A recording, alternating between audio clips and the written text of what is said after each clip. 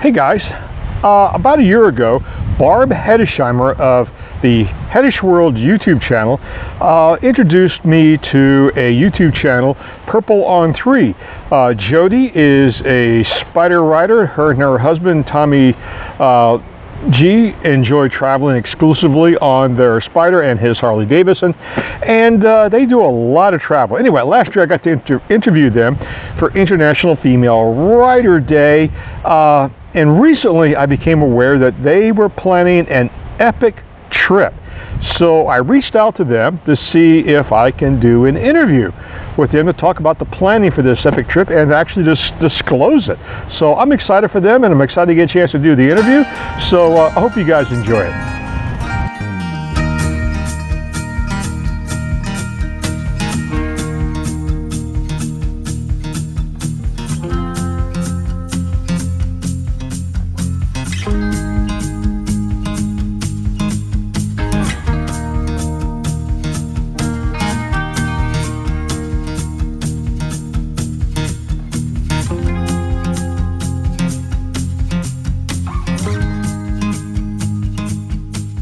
Well, hey guys, we have a special treat today. I had heard that Purple on 3, and if you have not followed her channel, you should.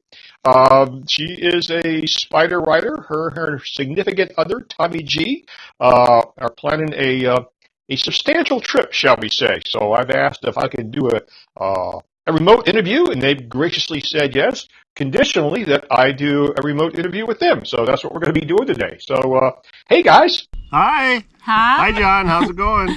It's going good. How are things in Virginia? Things are actually perfect today, except for my neighbor doing his pressure washing. But that's great. Give him some How are water. things in Pennsylvania? Good? Good. Oh, yeah. It's greened up here. We're greening up. Yeah. Congrats on being an ambassador, John. That's an honor. It really is. You know, it surprised me. I had no idea. I just noticed that they started responding to, they were leaving comments on my channel. And I went, wow. Whoa. I was impressed.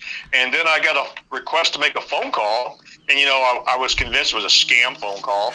And I dug into it. I was like, oh, they're for real. Wow.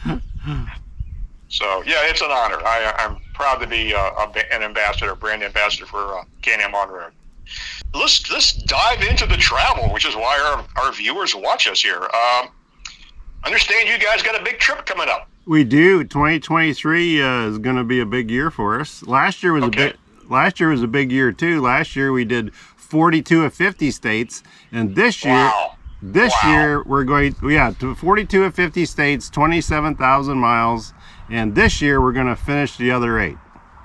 So, yeah. So outstanding. Fingers crossed. Yeah. So we have some clues for you. We want you to guess where we're gonna go. Okay. Okay. So I'll put the clues on. You want to describe to him what this clue is? Well. Since he can't see us. Right. I can't see it. You can't see it. I've got something from the Yukon. It's warm and fuzzy, and it has one of these little tassels. Tassels on the end, and I have a beer can opener on the side of it. It came with the hat. So that's the first clue. Okay. I don't know. Okay. That's first clue. So second clue is we have 2 passports. Passports. Yep. I think yours is expired, but that's right. And then the third and last clue is we have the milepost. You can read that. Alaska Travel Planner, Alaska 2023. Travel Planner. Oh. So, can you figure it out? Well, I have never traveled to Alaska on the ground. I was there many years ago, courtesy of the Air Force, and we flew in. But anyway, wow. The milepost I'm familiar with because I have fantasized about driving to Alaska all my life. So I'm familiar with the milepost. So you guys must be going to Alaska. Hey! That's the plan anyway. Good guess. Cool. And you're going to take your, and you're going to be riding. You're not going to be flying or taking a car. You're going to be riding your machines up there. We're going to ride our motorcycles to Alaska. And let me tell you, it's quite the process to plan for this. It's not like the lower 48 where you can just hop in the car, go from New York to California, you know, because you've got food and gas and motels along the way. It's not. Right. It's not like that. So this is going to be the wild frontier experience for us. But we This hear. is why I wanted to talk to you about it, because I think it's fascinating. Well, we hear you're taking a trip too. Yeah, you guys, you and Miriam took an epic trip last year. Yes. Yes, we And did. So can you just retouch a little bit about that trip, and then tell the viewers where you guys are headed this year? Sure. Last year was a dream come true trip for myself and Miriam. She had retired the year before, so this was my gift to her as a retirement gift. And we loaded up our Can-Am Spyder, and we went from the East Coast to the West Coast at all points in between, lugging 7,400 miles, covering 18 states, if I remember correctly now, because we accidentally landed in Kansas by mistake. But Hey, we were Turn? in Kansas too, Dodge City, Kansas. Yeah. Oh, cool. Yeah, well, with all the outlaws. I want to visit there. That's along US 50, which is one of my favorite roads. We had to visit there because somebody's motorcycle had some issues, and wouldn't you know it, we had to stop at Outlaw Harley Davidson in Dodge City, Kansas, so they could fix the old horse, the old iron horse. You know. That's something that we had in common with you guys as well, because you guys had an issue too on your trip, didn't you? Yes, I have always, it seems to be in my life, beaten the odds on many things. I am told that a fuel pump is almost never fails on the Can-Am Spyder. That's why nobody keeps them in stock, and mine failed. So we had to order a part from the manufacturer, and we got it in, and we get to spend an extra week in Tulsa, Oklahoma. There you go. Tulsa's nice. Yeah. It is. We did enjoy that. I'm glad you got that fixed and went on your way, Yes. but tell us about where you guys are headed this year. This year's trip is shorter. I know for most people they're going to say, well, what do you mean short? Well, it's only going to be a month. So for us, that's short. Heading up to Quebec City in the Quebec province of Canada, which is the furthest northerly point on our trip. And while we're up there, we're going to go to Valcourt, which is where the manufacturing plant is for the Can-Am Spyder. And they also make, if I remember correctly, it is the Ski-Doo, which is their snowmobile, and they make those in the summertime, and they make the Spyders in the wintertime. So we'll be watching them put together snowmobiles. Well, our launch date is tentative. Apparently, when you go to Alaska, you have to let the snow melt and maybe fix some roads to get there. So they say July and August is the time to go. To get there, especially by motorcycle. So we have two guests that are traveling with us. We have Spider Wayne. Oh, cool. And we have Rich Grant from Have Moto Will Travel. Cool. So Spider Wayne's going to escort us to the Canadian border and make sure we can get inside. And then Rich Grant is going to head up with us to Alaska. And, Yeah. Oh, that's cool. Yeah. Yeah. So we have a couple people that we've met and through the riding and through this YouTube adventure, and so it'll be fun. Oh yeah. Cool. Awesome. Well, John, I have a question. Oh, okay. I have a question for you. What is something you learned on your trip last year that has stuck with you moving forward to future trips?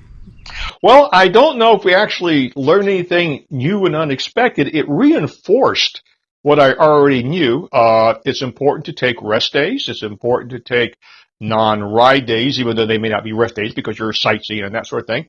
To expect the unexpected, whether it be the mechanical breakdown or bad weather. And to prepare for a little bit of adversity. We always try to carry some freeze-dried meals with us and things like that because we had no idea that a major national park would have a power failure and the restaurant to be closed, and there was no food in the restaurant for almost a 24-hour period of time. And the nearest restaurant would have been, if they had power, would have been a couple hours away. So we were able to fend for ourselves. So carry food with us when you travel and that sort of thing. So basically, this trip reinforced what we already learned about being flexible and being prepared.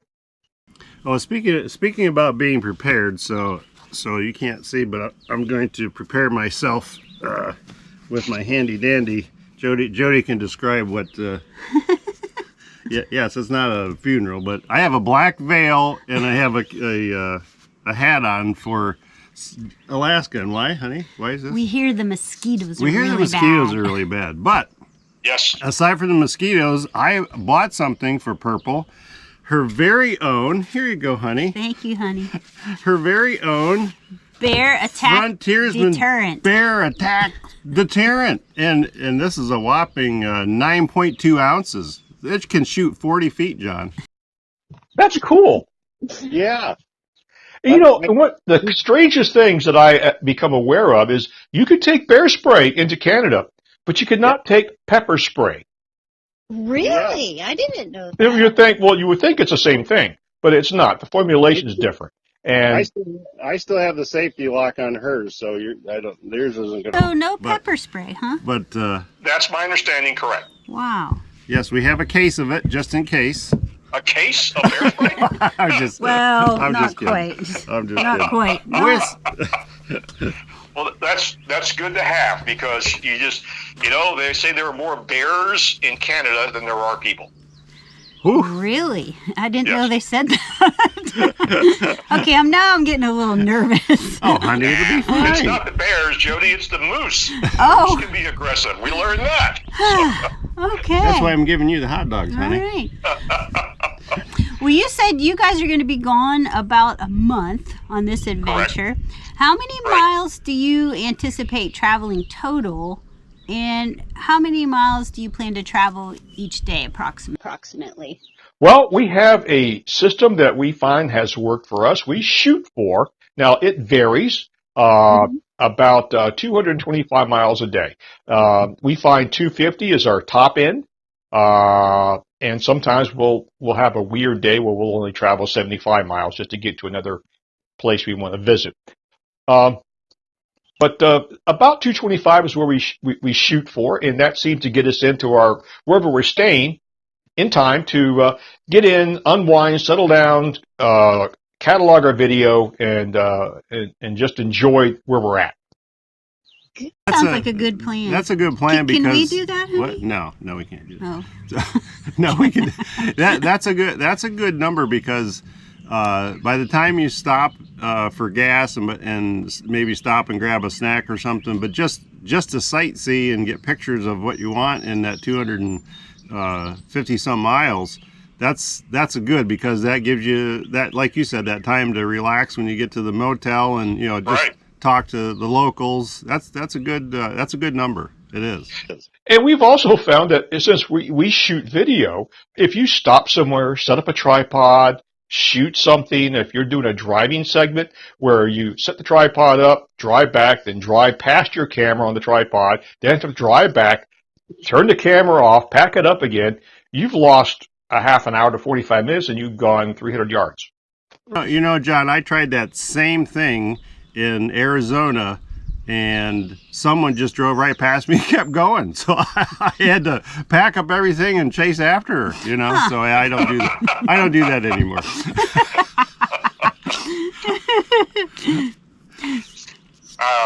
That's just not right. Something else I don't know if I mentioned, about at least once a week, we like to take a complete rest day. As you know, traveling can be exhausting, especially when you're on the Spyder or motorcycle. And so we actually try to take a actual rest day where we may do laundry, I may edit some video, but we don't do any sightseeing. We just relax. So we try to do that at least one day a week. Yeah, that's good. That's a great idea. That re-energizes. Oh, yeah. Recharges your batteries, so to speak. Absolutely. Now, you guys, you're right.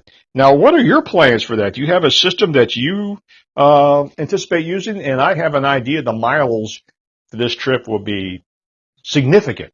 Oh, it is. I mean, Yeah. So like we've been sitting here planning, how long is it going to take us to get to Alaska? Not just to visit Alaska once you're there, but just to get there.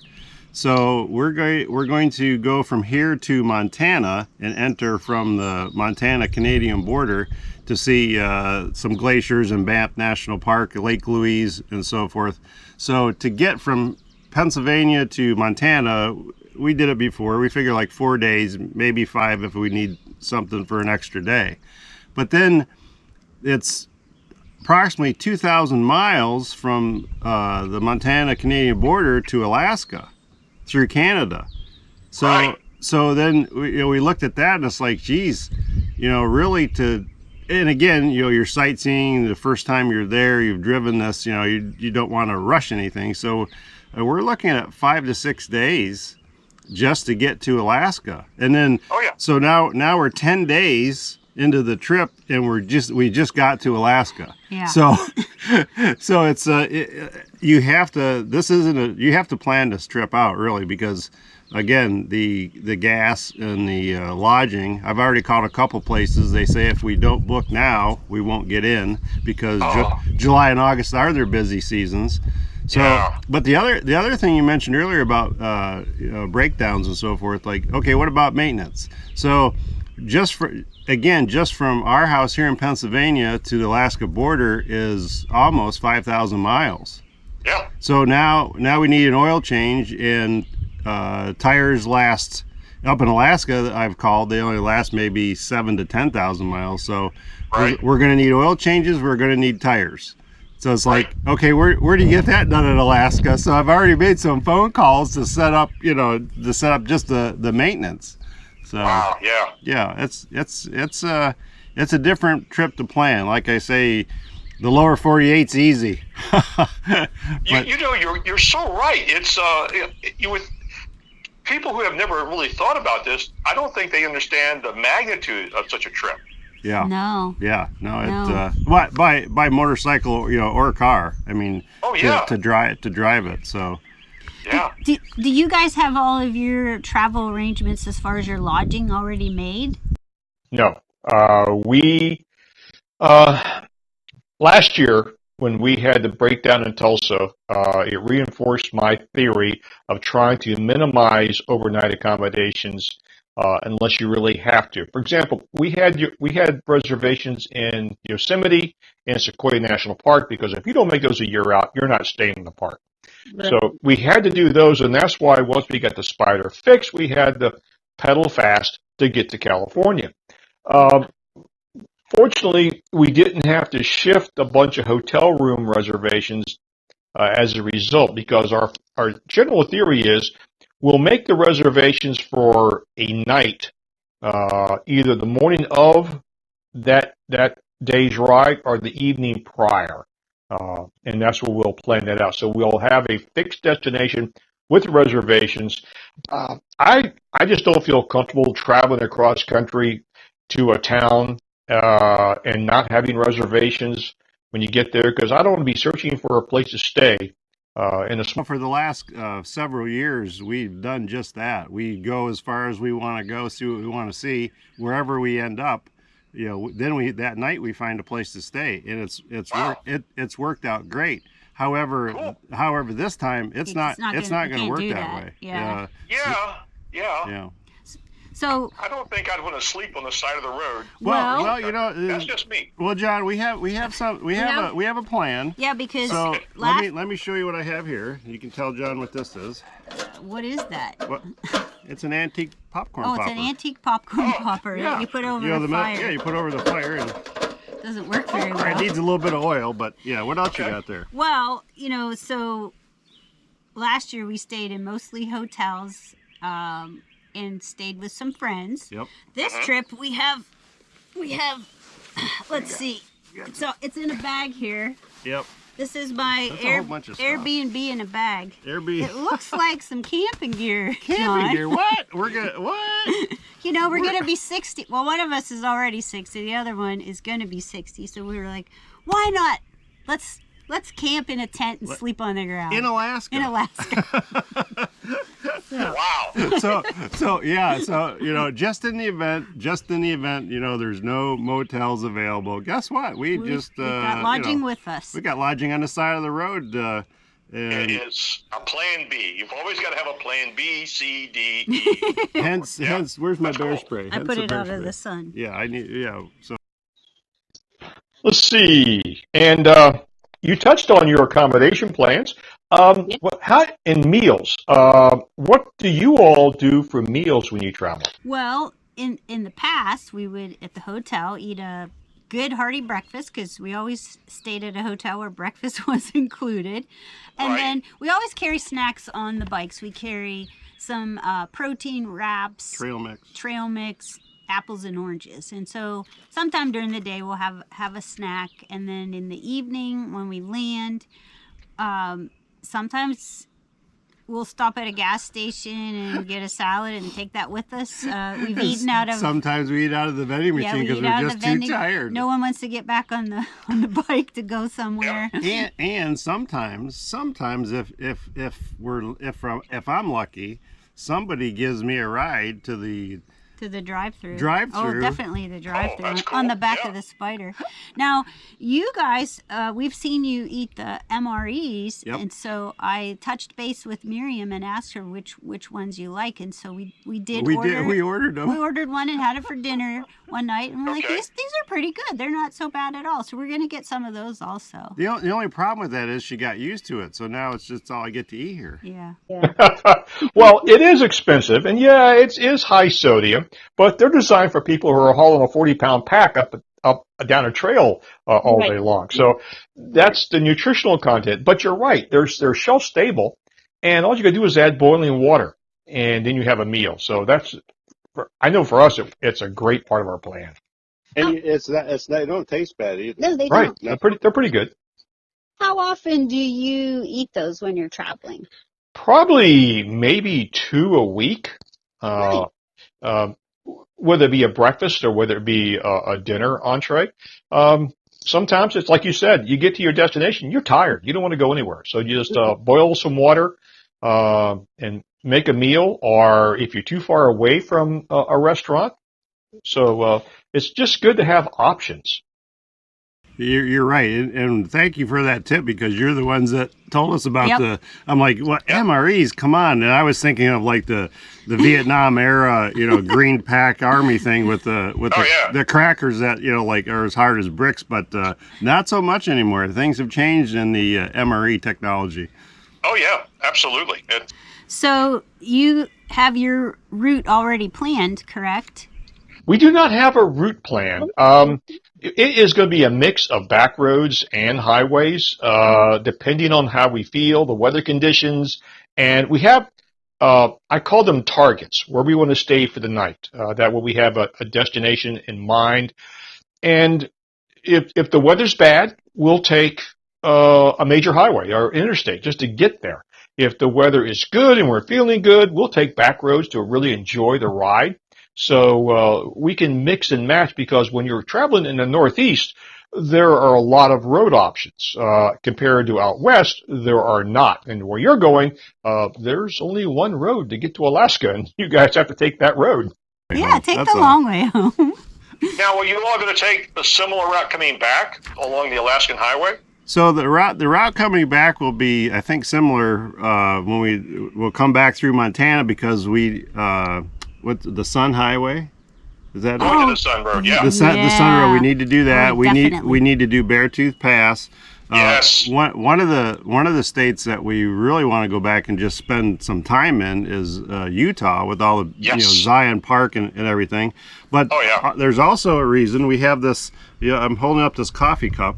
There's this motovlogger called Windy Therapy who has a Triumph motorcycle, and he's a big camper on the motorcycle.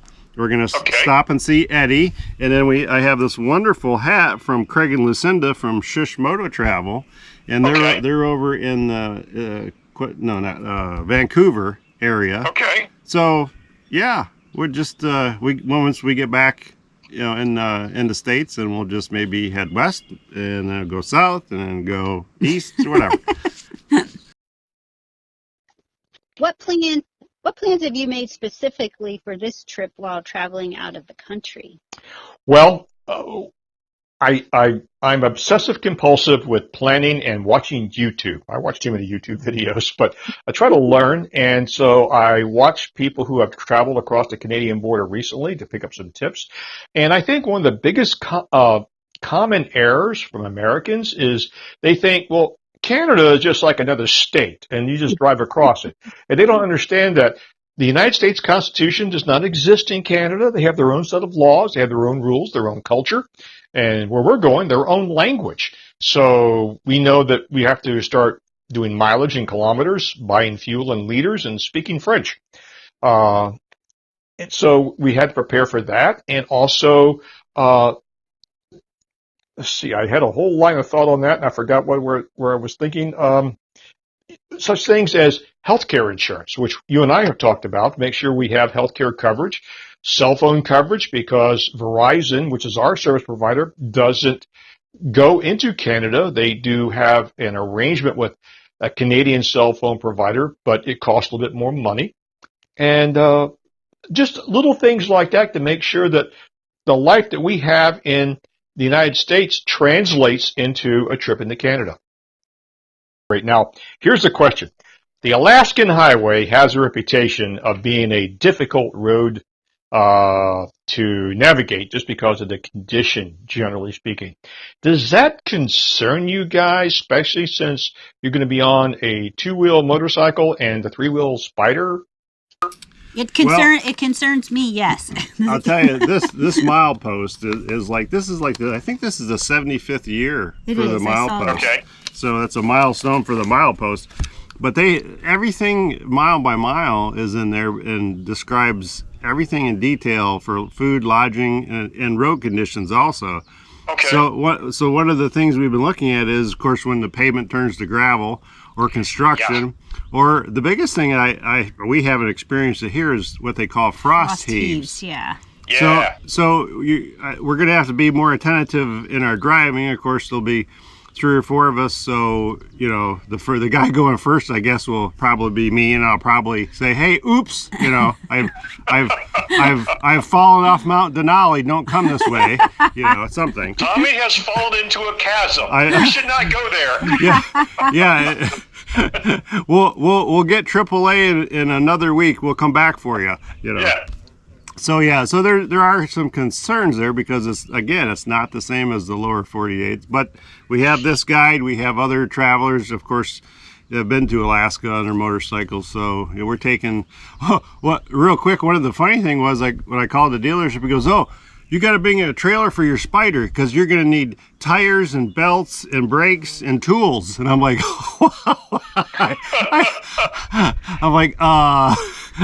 we're not taking a trailer, but when it's all said and done, we'll just see how that goes, Yeah. Yeah, because I think my worst fear is a piece of gravel in that belt drive system. Yeah, which can destroy that drive belt of the Spyder.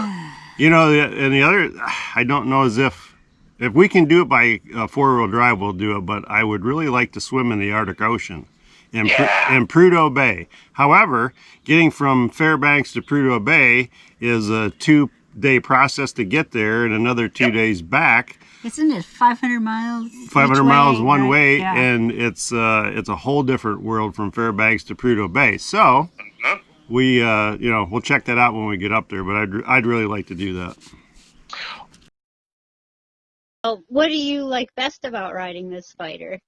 That is a interesting question. When I was dropping my Spyder off at the dealership to get some work done this week, a gentleman walked up to me, apparently was in the market to consider a Spyder, and he looked at the Spyder, he looked at me and says, "Is it worth it?"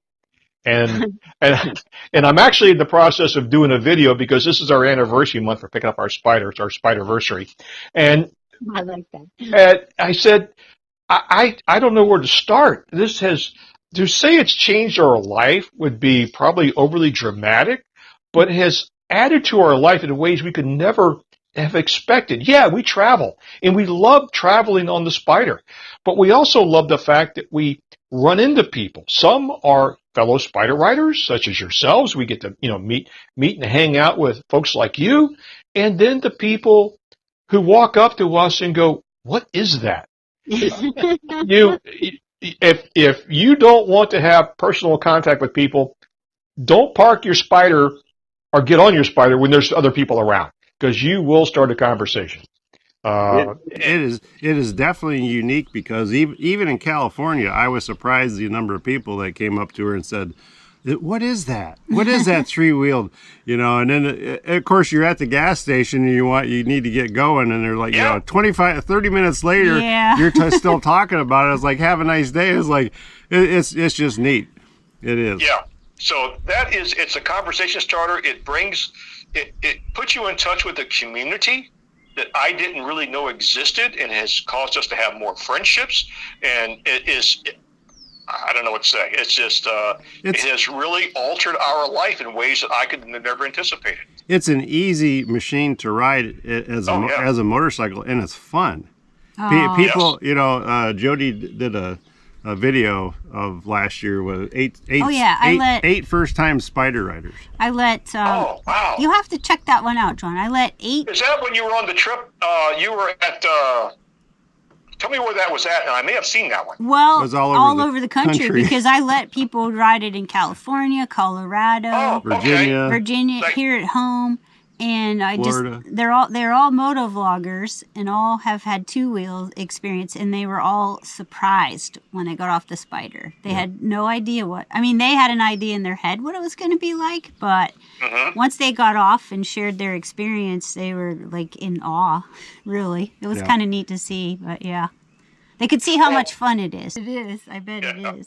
Well, John, I have something for you, Miriam, and I'll give you a clue because I know you can't see it, but it says TNT, whatever that stands for. Great for weddings, birthdays, graduation parties, and for celebrations. So we want to celebrate your ride this year, and our trips, and all those motovloggers and just people that just get out there and ride. Here's a little something for you guys that you'll be able to see. Oh, here, wait, that didn't work so well. Here. Yay. Yours. That thing, I gotta get a new one. I think he tried to recycle these poppers. Yeah, they came out in one big blob. Yay! Here we go! Yay! There. Woohoo! All right, we gotta get some new ones. Well, I think we're about wrapping things up. So, guys, it was great to have this opportunity, even though we're hundreds of miles apart, thanks to the magic of editing, that hopefully it'll look like we're together doing this interview. Yeah. It turns out good. We'll give it a shot. Right. We'll give it a GoPro moment. Thank you so much, John. Thank you, John and Thank Miriam. you guys. And you're back on the road how soon? June 2 2nd. weeks. June 2nd. June 2nd. Yep. Okay. I will communicate with you our itinerary, so if we cross paths in the same time frame, maybe we can connect for a meal or something. Oh, that'd be wonderful. Oh, that'd be wonderful, yeah. Thank you for taking the time out of your day to tell us about your travel plans, too. And remember, John and Miriam. Yes. Be safe out there, and begin each and every day with gratitude. Amen. Bye for now. Bye for now.